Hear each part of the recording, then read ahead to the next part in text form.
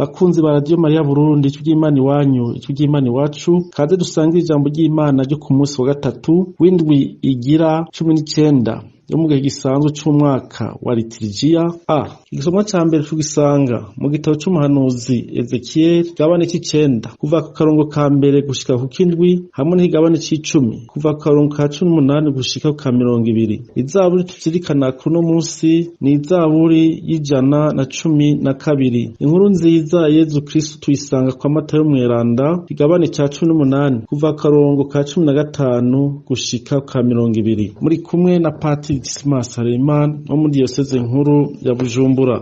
Ivyo dusoma mu gitabo c'umuhanuzi Ezekiel, umukama Imana ansemerera mu gutwi ati: mwebwe mushinzwe guhana iki gisagara, nimucegere umwe wese atware mu minwe yiwe ico yokoresha mu gutikiza. Abantu 6 rero baregera baciye ku kirimba cyo haruguru y'isengero carabana n'uburaruko, umwe yatwara mu minwe ico yokoresha mu gutikiza igisagara. Hagati muri bo hari umuntu yambaye impuzu zera afise ku mukanda ibikoresho vy'umwanditsi. Barinjira barahagarara imbere y'uruhimbi rw'umuringa. Bwabuni nahazwa bw'Imana Isirayeli bwahora ku mukerubini uraduga ngo buje guhagarara ku kirimba c'isengero. Umukama araheza ahamagara wa muntu yari yambaye impuzu zera kandi yari afise ku mukanda agasaho karimwe ibikoresho vy'umwanditsi, amubwira ati: genda unyuragire hagati mu gisagara muri Yerusalemu, ugeme ikimenyetso ku ruhanga rw'abantu bose baboroga bakarira kubera ya mashano yose akorerwa muri ico gisagara. Babandi ababarira numva ati: nimumukurikire munyuragire hagati mu gisagara namwe nyene mu gitere, ntihagire uwijisho ryanyu riziguriza, ntihagire uwo mugirira ikigongwe. Abatama n'abasore, abigeme, abana n'abagore mubice kandi mubamare bose.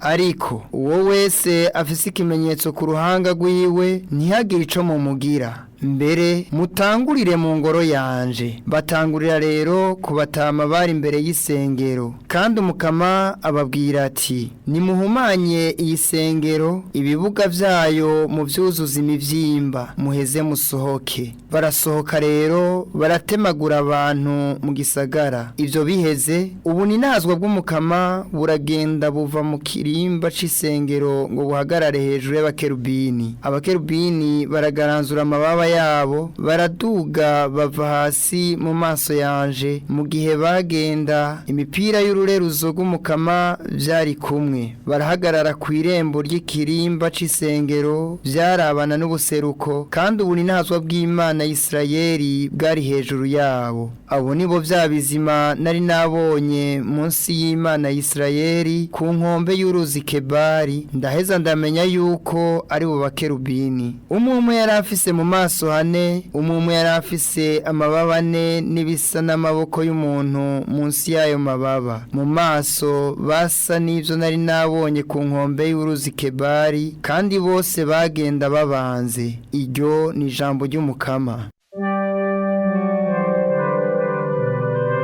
Ubu ninahazwa bw'umukama buri hejuru y'amajuru. Bantu b'umukama, nimuninahaza umukama, muninahaza izina ry'umukama. Izina ry'umukama nirihezagirwe ubu no mu myaka yose. Ubuninahazwa bw'umukama buri hejuru y'amajuru. Kuva mu buseruko gushika no mu burengero, izina ry'umukama nirishemezwe. Umukama ari hejuru y'intara zose, ubuninahazwa bwiwe buri hejuru y'amajuru. Ubuninahazwa bw'umukama buri hejuru y'amajuru. Mbega uwongana n'umukama Imana yacu yova hehe? Ko mbona yurira kuvyagira mu ngoro yiwe, akururuka kuraba ibiri mu ijuru no kw'isi. Ubuninahazwa bw'umukama buri hejuru y'amajuru.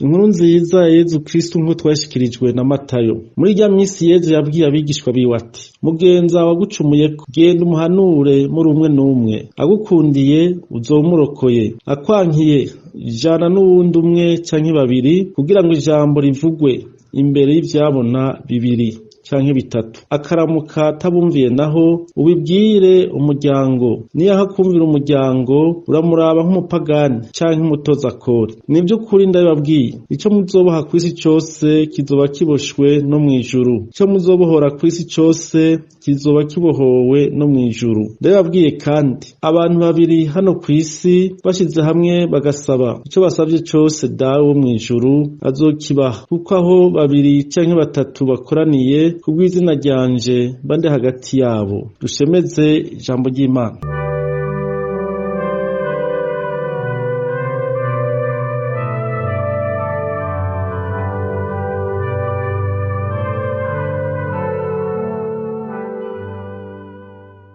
Bavukanye, Imana yacu ni Imana yumva kandi yishura, ni umuvyeyi atica amatwi, ni Imana kigongwe cuzuye, naho kandi ni Imana iheza igahanura abo yaremye igihe batekuwe n'ishaka ryayo. Umuhanuzi Ezekiyeli nk'uko twavyumvise mu gisomwa ca mbere, yamaze kubona ubwiwe ingene abanyisirayeli bagiye kure y'Imana kubera ibicumuro vyabo. Ubu aratahura neza ko igihano c'umukama gifise ishingiro kandi camaze gushika. Yavuze ati: niho haza abagabo batandatu bazananye inzira ica mu rugi rwo hejuru ruraba mu buraruko, umwe umwe afise mu minwe yiwe igikoresho co gutikiza inganda. Tubisoma mu gitabo c'umuhanuzi Ezekiyeli gabone c'icenda karongo ka kabiri. Ariko rero Imana ntijaniranya intungane n'indyarya, ntijaniranya intungane n'umubisha, nkuko tubisoma mu gitabo c'amamuko gabone ca 18 akarongo ka 45. Impande y'abo bagabo batandatu, umwe umwe afise igikoresho co gutikiza inganda, harimwo umuntu yambaye izera afise agakono k'irangi ry'umwanditsi ku mukanda. Ako gakono k'irangi niko kazomufasha gushira ikimenyetso ku ruhanga rw'abantu bababazwa n'amashano akorerwa muri ico gisagara. Uwo yambaye izera babuye ngaho ni Yezu Kristo.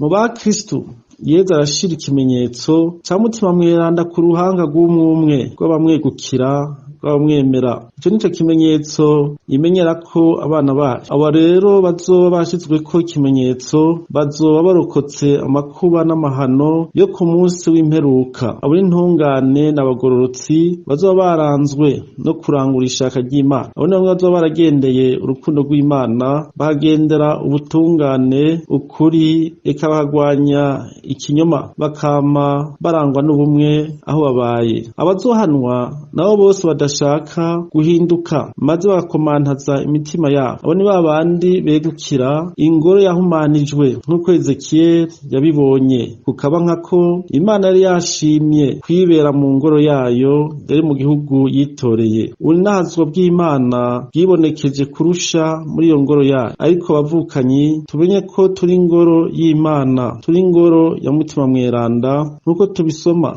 mw'ikete rya mbere mutumwa Pawulo yandikiye Abanyakorenti gabone ca gatatu ku turongo twa 16 na 17. Ubwo rukundo rw'Imana n'ikigongwe c'Imana ivyo twumvise kandi no mu nkuru nziza. Imana yacu ni Imana nyene impuhwe n'ikigongwe. Cyo gituma mu nkuru nziza y'uno munsi yaduhaye uburyo bwo gukeburana mu muryango w'abamwemera ari we Ekleziya. Umukama yavuze ati: mugenza wagucumuyeko genda umuhanure muri umwe n'umwe, agukundiye uzomurokoye, akwankiye cyane n'uwundi umwe canke babiri, kugira ngo ijambo rivugwe imbere y'ivyabona bibiri canke bitatu. Akaramuka atabumviye naho ubibwire umuryango, niyaho akumvira umuryango uramuraba nk'umupagani canke nk'umutoza kori. No kuvuga ko kuva ico gihe ibintu vyiwe utakibibazwa, azoyibazwa wenyene. Kumbure hari wibaza ko iryo jambo dawe umuntu acumuye n'ingene abwirizwa kumukebura. Nivyo, ariko ntitwibagire ko zina muntu wese ari umucumuzi azogirirwa ikigongwe nk'uko nawe azoba yarekuriye abandi. Umuntu azokeburwa n'abandi nk'uko nawe azoba yagerageje gukebura abandi, kuko twese dusangiye umuryango umwe ari we Ekleziya. Nico catumye Pawulo Mweranda avuga ati: ntihagire uwo mugirira umwenda n'umwe, ndetse w'urukundo mufitaniye, kuko urukundo ari bwirizwa rishitse. Rw'ibatisimu yatuvukanishije twese aba Kristo, tugize umuryango umwe, dusangiye data, tugasangira Yezu Kristo, tukagenzwa twese na Mutima Mweranda. Kugira ngo uwo muryango wacu ukomere, dutegerezwa kurangura amabwirizwa yose, kuko yose akoranira mu ijambo ngo urakunda mugenzawe nk'uko wikunda wenyene. Iryo bwirizwa niryo rizotuma tugirirwa ikigongwe, rigatuma tugirira ikigongwe abazoba batugiriye nabi. None rero bavukanyi, kumukama duhaye uburyo